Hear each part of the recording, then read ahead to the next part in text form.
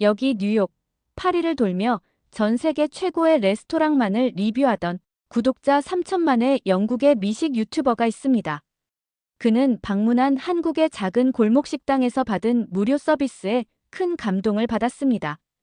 하지만 우연히 그 광경을 지켜보던 한 프랑스 유튜버는 노골적으로 비웃었죠. 이런 싸구려 후식을 먹고 감동했다고. 우리 집 개한테나 어울리는 후식이야. 넌 미식이 뭔지 전혀 모르는군. 하지만 그렇게 비웃던 프랑스 유튜버는 불과 며칠 만에 그의 인생은 완전 나락으로 가고 말았습니다.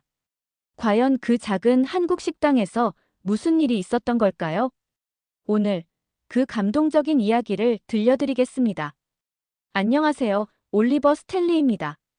저는 영국 런던 출신으로 프랑스 유명 요리학교인 에콜 듀카스를 졸업하고 5성급 호텔에서 경력을 쌓았죠.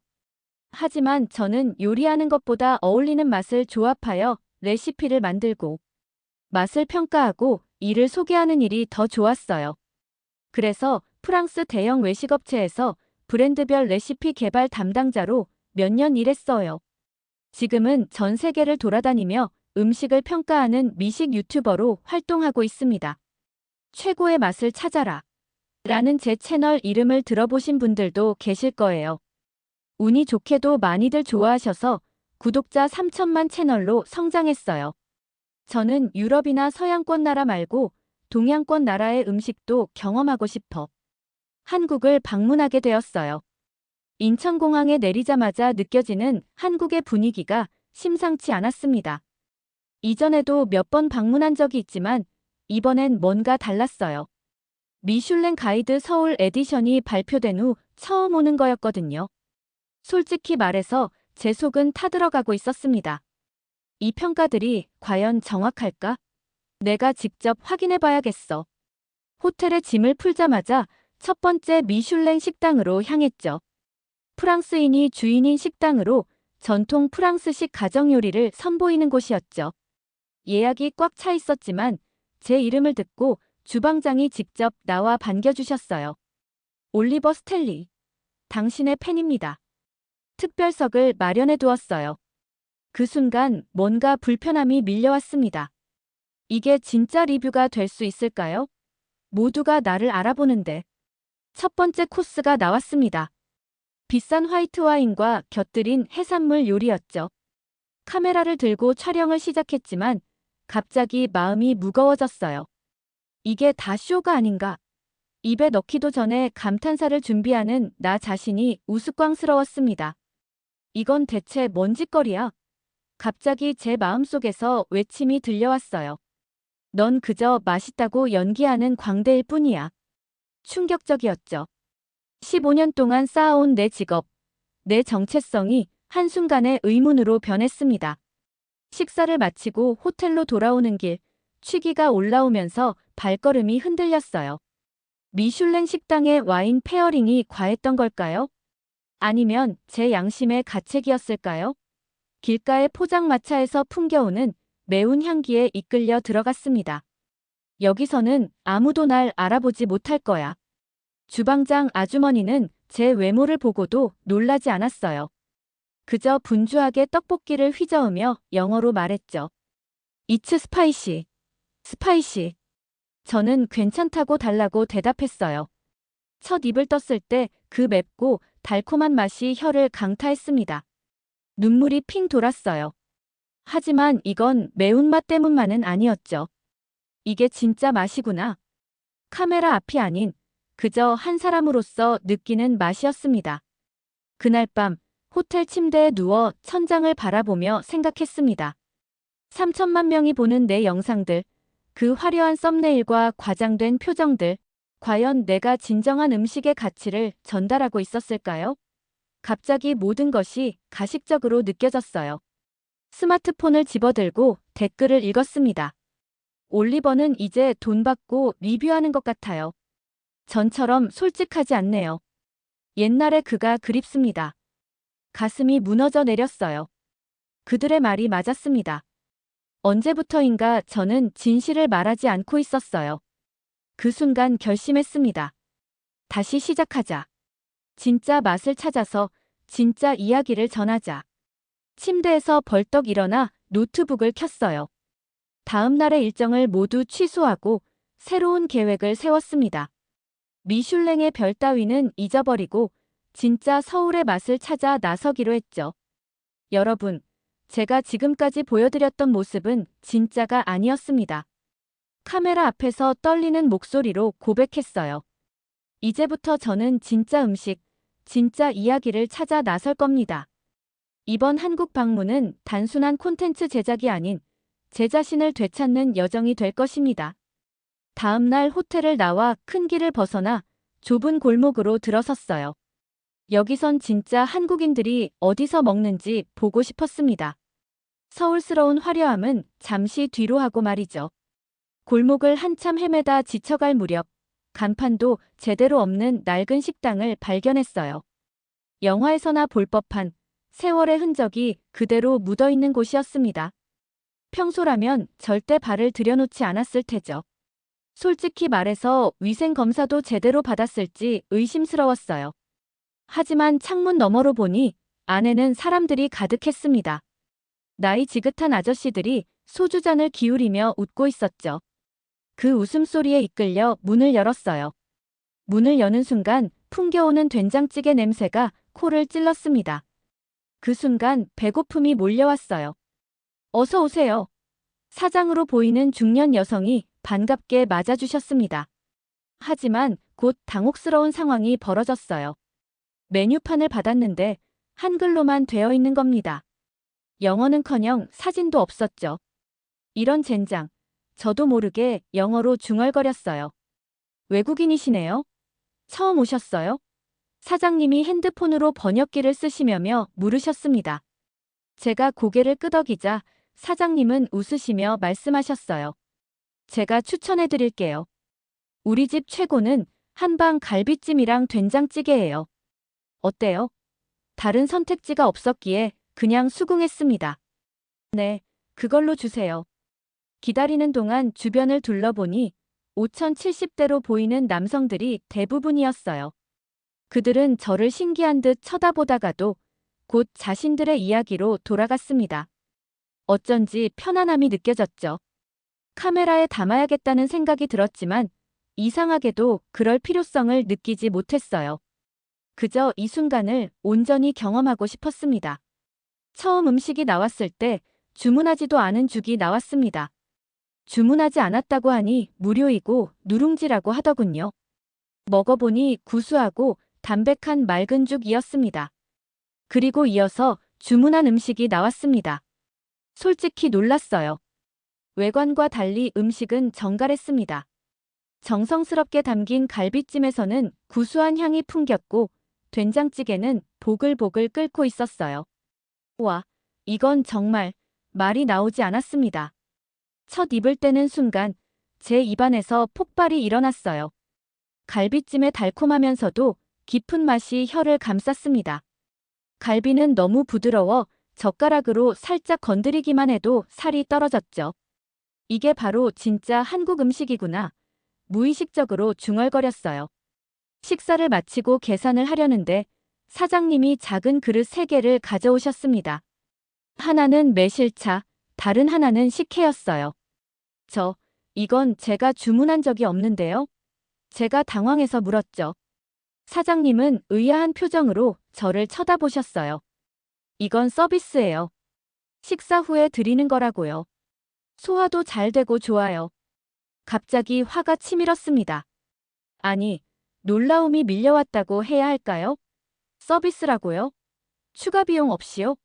제 목소리가 높아졌어요. 사장님은 더 의아해하셨습니다. 당연하죠. 손님에게 드리는 작은 정성인데 왜 돈을 받겠어요? 그 순간 뭔가가 제 가슴을 강하게 쳤습니다. 15년간 미식평론가로 활동하면서 유럽의 최고급 레스토랑에서는 물 한 잔에도 추가 요금을 붙이는데 이 작은 식당에서는 이런 정성을 무료로 제공한다니. 미쳤군. 완전히 미쳤어. 누룽지의 구수한 맛, 매실차의 상큼함, 식혜의 달콤함. 이 모든 것이 식사의 완벽한 마무리였습니다. 사장님께 진심으로 감사 인사를 전했어요. 정말 최고의 식사였습니다. 제 인생에서 가장 의미 있는 경험 중 하나였어요. 그날 밤 호텔로 돌아오는 길에 생각했습니다. 미식이라는 것이 과연 무엇인지에 대해서요. 화려한 인테리어와 비싼 식기, 명성 있는 셰프, 그게 다가 아니었습니다. 진짜 맛있는 음식은 마음을 움직이는 것. 그 작은 식당의 사장님은 돈이 아닌 정성으로 요리했고, 그것이 제 가슴을 울렸어요. 카메라를 켜고 녹화 버튼을 눌렀습니다. 여러분, 오늘 저는 미식의 새로운 의미를 발견했습니다. 그것은 바로 정성과 나눔이었습니다. 한국의 이 작은 식당에서 말을 이어가려는데 목이 메었어요. 이건 그저 콘텐츠가 아니었습니다. 제 인생의 전환점이었죠. 식혜의 달콤한 여운이 아직 입안에 남아있을 때였습니다. 문득 제 뒤에서 익숙한 목소리가 들려왔어요. 이런 곳에서 만날 줄은 몰랐는데 올리버 스텔리. 고개를 돌려보니 놀랍게도 장 피에르 르클레르가 서 있었습니다. 프랑스 출신의 유명 미식 유튜버로 200만 구독자를 보유한 인물이죠. 장 피에르. 여긴 어쩐 일로? 너무 놀라 말문이 막혔어요. 그는 항상 미슐랭 스타급 레스토랑만 찾는 것으로 유명했거든요. 장 피에르는 코웃음을 치며 앉았습니다. 한국 지인이 이 골목 식당이 괜찮다고 해서 마지못해 따라왔지. 근데 너까지 여기서 보다니 세상 참 좁네. 옆자리 지인으로 보이는 한국인 남성이 쑥스러운 얼굴로 저를 보며 고개를 숙였어요. 장 피에르는 그 남성에게 귓속말로 뭔가 속삭였고 그 남성은 난처한 표정을 지었습니다. 내가 잘못 추천한 것 같아. 여긴 그냥 동네 식당이야. 장 피에르의 오만한 태도에 저는 화가 났어요. 하지만 사장님은 불어를 모르셔서 웃으며 그를 응대하셨어요. 뭘 주문할까? 장 피에르가 메뉴판을 대충 훑어보더니 불평했죠. 이게 뭐야? 영어 메뉴도 없고 사진도 없어. 어떻게 국제적인 도시의 식당이 이럴 수 있지? 저는 참을 수 없었습니다. 장 피에르, 방금 내가 여기서 인생 최고의 식사를 했어. 한방 갈비찜과 된장찌개를 추천해. 그러자 그는 비웃었어요. 뭐? 그런 촌스러운 음식에 감동받았다고? 진짜 농담하는 거지. 장 피에르는 주변을 둘러보며 코를 찡그렸습니다. 이봐, 올리버. 내가 이런 촌구석 식당에서 감동받았다면 내 미각은 끝났어. 이건 미식이 아니야. 그냥 서민들이 먹는 값싼 음식일 뿐이라고. 그의 목소리가 점점 커지자 식당 안의 손님들이 모두 우리를 쳐다보기 시작했어요. 다행히 불어를 몰라서 우리 둘이 싸우는 줄로만 알더라고요. 사장님이 다가오셨습니다. 손님, 목소리를 좀 낮춰주시겠어요? 장 피에르는 오히려 더 큰 소리로 말했죠. 여기 메뉴 좀 제대로 된 걸로 가져다 주시죠. 영어로 된 거요. 상황이 불편해져서 제가 끼어들었습니다. 장 피에르, 이건 현지 식당이야. 관광객을 위한 곳이 아니라고. 장 피에르는 제 말을 무시하고 이제는 음식점을 모욕하는 영상을 찍었습니다. 이제 우리는 음식 맛을 테스트해 볼 거예요. 갈비찜과 된장찌개가 나오자 그는 먼저 비웃듯이 카메라로 음식을 찍었어요. 그리고 젓가락으로 갈비를 집어 입에 넣었습니다. 그의 표정이 순간 변했어요. 분명 맛있다는 것을 알았지만 인정하기 싫은 듯 했죠.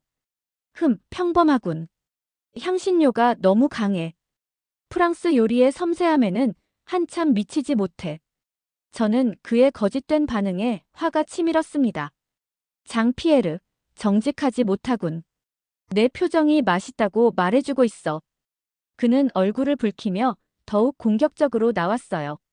내 미각을 의심하는 거야? 내가 미슐랭 심사위원과 함께 일한 경력이 몇 년인지 알아. 식사를 마치고 누룽지와 매실차 식혜가 나오자 장 피에르는 아예 코웃음을 쳤습니다. 이게 뭐야? 이런 싸구려 후식으로 감동을 받다니. 올리버 넌 정말 한심하군.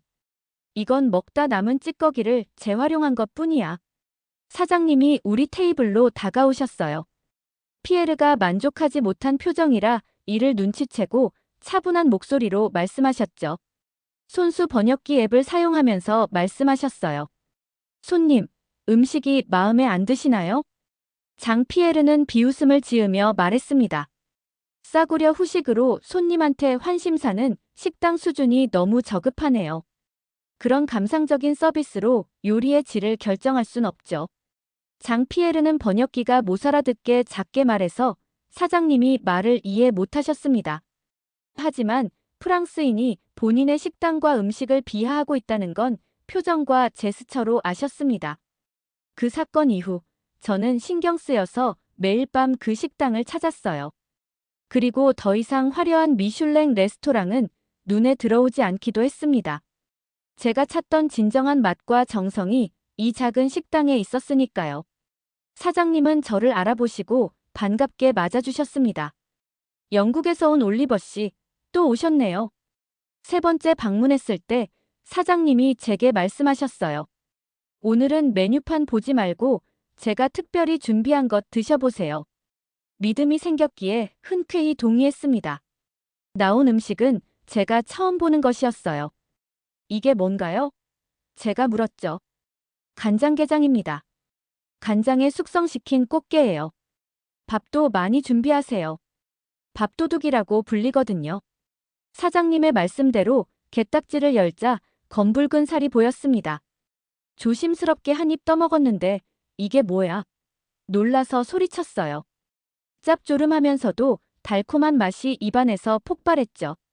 그렇게 매일 새로운 음식을 경험하며 저는 식당의 단골이 되어갔습니다. 하지만 더 놀라운 것은 음식이 아니라 이 식당에 모이는 사람들의 이야기였어요.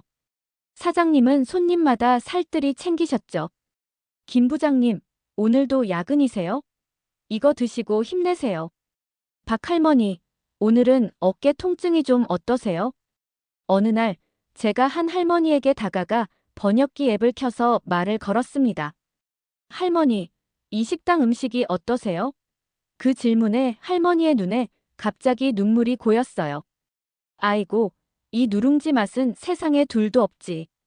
우리 남편이 살아있을 때도 여기서 매일같이 누룽지를 먹었다우. 5년 전에 하늘나라로 갔는데 이 맛을 못 잊어서 여전히 찾아오는 거지. 할머니의 말씀에 제 가슴이 미어졌습니다. 그렇군요. 누룽지가 그렇게 의미가 있으셨군요. 할머니는 고개를 끄덕이셨어요. 나이 먹을수록 소화력이 떨어지는데 덕분에 속이 편하다우. 그리고 어렸을 적 우리 엄마가 끓여주던 누룽지 맛이랑 똑같아. 먹으면 엄마 생각이 나서 자주 와요. 그 말을 듣는 순간 제 눈앞이 번쩍했습니다. 음식은 단순히 맛이 아니었어요. 그것은 추억이고 감정이고 이야기였습니다. 할머니에게 누룽지는 남편과의 추억이자 어머니에 대한 그리움이었죠. 그 깨달음이 저를 강타했어요. 다음 날 저는 사장님께 직접 물었습니다. 어떻게 이렇게 모든 손님을 기억하시나요? 사장님은 웃으시며 대답하셨어요. 30년 동안 같은 자리에서 장사하다 보니 손님들은 가족이나 다름없어요. 그들의 인생 이야기를 함께 나눈 셈이죠. 그 말에 제가 깜짝 놀라 물었습니다. 30년이요? 한 자리에서요? 사장님은 고개를 끄덕이셨어요. 예전엔 이 동네가 훨씬 가난했어요. 지금은 재개발된다고 떠들썩하지만 여기 오는 손님들은 변함없이 찾아와 주시죠. 그게 제 삶의 보람이에요. 어느 날 퇴근길 회사원으로 보이는 남성이 들어왔어요. 그의 얼굴은 피곤함으로 가득했습니다. 하지만 김치찌개가 나오자 국물 한 술을 먹고 그의 표정이 밝아졌죠. 그의 표정을 보는 순간 저는 또 하나의 깨달음을 얻었어요. 바로 음식은 위로라는 것이었습니다. 또 다른 날 한 젊은 부부가 아이를 데리고 왔어요. 아이가 밥을 잘 먹지 않자 사장님이 특별히 작은 그릇에 누룽지를 내오셨죠. 우리 꼬마 손님, 이거 한번 먹어볼래? 슴슴하니 먹기 좋단다. 아이는 조심스럽게 한 입 먹더니 환하게 웃었습니다. 부모님도 안도의 한숨을 내쉬었죠. 이런 장면들을 매일 목격하면서 저는 제 채널의 방향성에 대해 깊은 고민에 빠졌어요. 지금까지는 최고의 맛을 찾아다니며 별점과 평가에 집중했습니다. 하지만 이제는 음식 너머의 이야기를 전하고 싶었어요. 사장님, 제가 이 식당의 이야기를 제 채널에 소개해도 될까요? 제가 조심스럽게 물었습니다. 사장님은 처음엔 망설이셨어요. 별로 특별한 곳은 아닌데, 하지만 제가 진심을 담아 설명했죠. 이곳은 제가 본 어떤 미슐랭 레스토랑보다 특별합니다. 음식에 담긴 정성과 사람들의 이야기, 그게 진짜 미식이라고 생각해요. 결국 사장님은 수락하셨고, 저는 일주일 동안 식당의 모든 것을 담았습니다. 사장님이 새벽에 일어나 장을 보는 모습, 반찬을 정성스럽게 준비하는 과정, 그리고 무엇보다 손님들의 다양한 이야기를요. 편집을 마치고 영상을 올리기 전, 저는 마지막으로 사장님께 물었습니다. 30년 동안 이 일을 하시면서 가장 행복했던 순간은 언제였나요? 사장님은 잠시 생각하시더니 대답하셨어요. 매일매일이 행복했어요. 손님들이 맛있다고 말할 때마다 그게 제 인생의 보람이었습니다. 그 말을 들은 순간 저는 확신했어요. 음식은 단순히 배를 채우는 것이 아니라 감정을 담는 그릇이었습니다. 사랑, 그리움, 위로 모든 감정이 한 그릇 안에 녹아 있었죠. 그리고 저는 이 깨달음을 전 세계와 나누고 싶었습니다. 제 영상이 올라가기 바로 전날이었습니다. 혹시나 하는 마음에 장피에르의 채널을 확인했어요. 그리고 정말 최악의 상황을 마주하게 됐죠.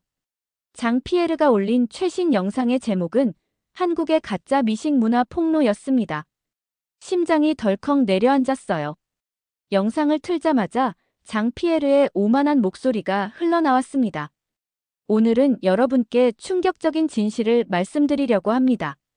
최근 인기를 끌고 있는 한국 음식, 정말 과대평가된 것 아닐까요? 그의 비웃는 얼굴이 클로즈업 되었죠. 화면은 우리가 갔던 그 식당의 모습으로 바뀌었어요. 보세요, 이 낡은 식당을. 위생 상태도 의심스러운데 이런 곳에서 세계적인 미식 유튜버 올리버 스텔리가 감동을 받았다고 합니다. 정말 이해가 안 되는 일이죠? 분노가 치밀어 올랐지만 계속 지켜봤습니다. 장피에르는 자신이 받은 음식들을 하나하나 보여주며 조롱했어요. 이 한방 갈비찜이라는 음식, 육질이 너무 물렀고 양념이 과하죠. 프랑스의 최고급 소고기 요리와는 비교도 안 됩니다. 그리고 결정타가 날아왔어요. 특히 가장 이해할 수 없는 건 이 무료 서비스라는 것들입니다. 누룽지와 식혜, 매실차. 솔직히 말해서 유럽에서 보면 1유로짜리 싸구려 디저트 수준입니다. 공짜니까 먹지. 돈 내야 했다면 아무도 먹지 않았을 겁니다. 화면에서 장피에르가 누룽지를 한 입 먹더니 과장되게 인상을 찌푸렸습니다. 밥 태운 것을 음식이라고 내놓다니 정말 이해할 수 없는 문화입니다. 이게 올리버가 감동받은 것이라니 그의 미각이 의심스럽네요. 영상을 끄고 침대에 쓰러졌습니다. 가슴이 터질 것 같았어요. 어떻게 그런 말을 할 수 있을까요? 그 식당에서 저는 단순한 맛이 아니라 사람들의 삶과 이야기를 발견했는데 장피에르는 그저 자신의 편협한 시각으로만 판단하고 있었죠. 밤새 뒤척이다 결심했습니다. 이대로 가만히 있을 수는 없다고요. 다음 날 아침, 즉시 편집을 시작했어요. 원래 올리려던 영상을 완전히 수정했습니다. 제목은 미식의 진정한 의미 장피에르에게 보내는 공개 답변으로 정했죠. 영상은 제 진솔한 고백으로 시작했어요. 여러분, 저 올리버 스텔리입니다. 오늘은 평소와 다른 이야기를 하려고 합니다. 최근 제 동료인 장피에르 르클레르가 한국 음식 문화에 대해 매우 부정적인 영상을 올렸습니다. 하지만 그의 주장은 완전히 잘못되었고 오늘 그 이유를 설명하려고 합니다. 제가 그 식당에서 경험한 모든 것을 솔직하게 담았어요. 사장님의 30년 노하우, 할머니의 감동적인 이야기, 직장인의 위로, 그리고 무엇보다 음식이 단순한 맛이 아니라 감정과 추억을 담는 그릇이라는 깨달음을요. 장피에르가 말하는 1유로짜리 싸구려 디저트는 누군가에게는 돌아가신 남편과의 마지막 추억입니다. 그가 밥 태운 것이라고 비웃은 누룽지는 어머니의 사랑을 기억나게 하는 소중한 매개체이죠. 그리고 공짜니까 먹는다고 폄하한 서비스는 손님을 가족처럼 생각하는 한국의 정문화입니다. 격정에 차서 카메라를 바라봤습니다. 미식의 진정한 가치는 가격이 아닙니다. 미슐랭 별의 개수도 화려한 플레이팅도 아니에요. 그것은 사람과 사람을 연결하는 힘입니다. 음식이 가진 진정한 가치는 우리의 마음을 움직이고 추억을 불러일으키고 삶의 위로가 되는 그 순간에 있습니다. 마지막으로 사장님의 말씀을 인용했어요. 음식은 미슐랭 별이 아니라 손님의 표정이 결정하는 겁니다. 여러분, 진정한 미식의 가치가 무엇인지 다시 한번 생각해 보시기 바랍니다. 올리버 스탠리였습니다. 심장이 쿵쾅거리는 가운데 업로드 버튼을 눌렀습니다. 이런 종류의 영상은 처음이었어요. 솔직한 감정을 드러내는 것이 두려웠지만 진실을 말해야 한다는 사명감이 더 컸죠. 그리고 믿기 힘든 일이 벌어졌습니다. 영상이 올라간 지 단 몇 시간 만에 조회수가 폭발적으로 증가했어요. 댓글도 쏟아졌죠. 가장 놀라운 것은 세계적인 셰프들과 미식가들이 직접 댓글을 달기 시작했다는 점이었습니다. 올리버, 당신의 솔직한 고백에 감동했습니다. 장피에르의 시각은 너무 편협합니다. 라는 고든 램지의 댓글이 달렸습니다. 나도 한국에 갔을 때 같은 경험을 했습니다. 음식은 문화이고 감정입니다. 가격으로 평가할 수 없죠. 라는 마사시 야마모토 댓글이 달렸습니다. 장피에르의 영상을 보고 충격을 받았습니다. 그는 진정한 미식가가 아닙니다. 심지어 미슐랭 가이드의 공식 계정에서도 댓글이 달렸어요. 음식 문화를 평가할 때는 항상 그 나라의 역사와 전통을 존중해야 합니다. 장피에르의 시각은 매우 아쉽습니다. 가장 충격적인 것은 장피에르의 영상에도 비판 댓글이 폭주하기 시작했다는 점이었습니다. 그의 최신 영상은 좋아요보다 싫어요가 10배나 많았어요. 심지어 그의 구독자들조차 이건 너무했다. 다른 문화를 존중해야 한다는 댓글을 달았죠. 그날 저녁 그 식당에 다시 찾아갔습니다. 사장님이 놀란 표정으로 저를 맞이하셨어요. 올리버 씨, 큰일 났어요. 아침부터 손님들이 줄을 서서 기다리고 있어요. 당신 영상 때문이래요. 밖을 보니 정말 긴 줄이 늘어서 있었습니다. 제 영상을 본 사람들이 이 작은 식당을 찾아온 것이었죠. 그 순간 깨달았습니다. 진실은 언제나 승리한다는 것을요. 그리고 진정한 미식의 가치를 알아보는 사람들이 여전히 많다는 사실에 가슴이 뭉클해졌습니다. 제 영상이 올라간 지 일주일 만에 믿을 수 없는 일이 벌어졌습니다. 조회수가 10억을 넘어섰고 각종 미디어에서 인터뷰 요청이 쏟아졌어요. CNN, BBC, 그리고 세계 각국의 음식 프로그램에서 저를 찾았죠. 하지만 더 놀라운 것은 그 작은 식당이 전 세계 미식가들의 성지가 되었다는 사실이었습니다. 뉴욕타임즈는 한국의 작은 식당이 미식계의 패러다임을 바꾸다라는 제목의 기사를 실었어요. 파리의 유명 요리학교는 정성과 나눔의 미학, 한국 식문화의 재발견이라는 특별 강의를 개설했다고 합니다. 세계 각국의 미식가들이 갑자기 한국행 비행기표를 예약하기 시작했죠. 어느 날 아침, 사장님에게서 다급한 전화가 왔어요. 올리버 씨, 어떻게 해야 할지 모르겠어요. 아침부터 외국인들이 줄을 서서 기다리고 있어요. 우리 식당이 이렇게 유명해질 줄은 꿈에도 몰랐습니다. 저는 곧바로 그 식당으로 달려갔습니다. 정말 믿기 힘든 광경이었어요. 식당 앞에는 100명이 넘는 사람들이 줄을 서 있었고 대부분이 외국인 관광객이었죠. 일본, 미국, 유럽, 심지어 아프리카에서 온 사람들까지 다들 이 작은 식당을 경험하기 위해 모인 것이었습니다. 한 프랑스 관광객이 저를 알아보고 다가왔어요. 올리버, 당신의 영상 덕분에 왔습니다. 장피에르는 완전히 틀렸어요. 어제 처음 누룽지를 먹어봤는데 그 맛이 환상적이었어요. 정말 특별한 경험이었습니다. 이탈리아에서 온 미식 블로거는 더 충격적인 이야기를 들려주었습니다. 로마에서 30년간 레스토랑을 운영해왔어요. 그런데 이제는 식사 후에 작은 서비스를 제공하기 시작했죠. 한국에서 배운 대로요. 손님들의 반응이 놀랍습니다. 미슐랭 레스토랑에서는 절대 경험할 수 없는 환대라고들 해요. 더 놀라운 일은 장피에르의 유튜브 채널에서 벌어지고 있었습니다. 그의 최신 영상에는 수만 개의 비판 댓글이 달렸어요. 전 세계에서 한국을 방문했던 사람들이 모두 그의 오만함을 비판하고 나선 겁니다. 나는 작년에 한국에 갔었는데 정말 감동적인 경험이었어. 식사 후에 나온 식혜는 내 인생에서 가장 특별한 음료 중 하나였어. 장피에르, 당신은 진정한 미식가가 아니야. 한국 식당에서 받은 환대는 내가 50년간 살면서 경험한 어떤 서비스보다 따뜻했다. 돈이 아닌 마음으로 대접받는 느낌이었지. 장피에르, 내 오만함이 너의 미각을 망쳤구나. 장피에르의 구독자 수는 급격히 감소했고 그의 브랜드 가치도 추락했습니다. 여러 레스토랑과의 콜라보레이션이 취소되었고 출간 예정이던 그의 요리책도 출판이 연기되었다는 소식이 들려왔어요.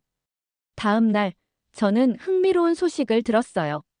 미슐랭 가이드가 특별히 문화상이라는 새로운 카테고리를 만들었고 그 첫 번째 수상자로 이 작은 식당을 선정했다는 겁니다.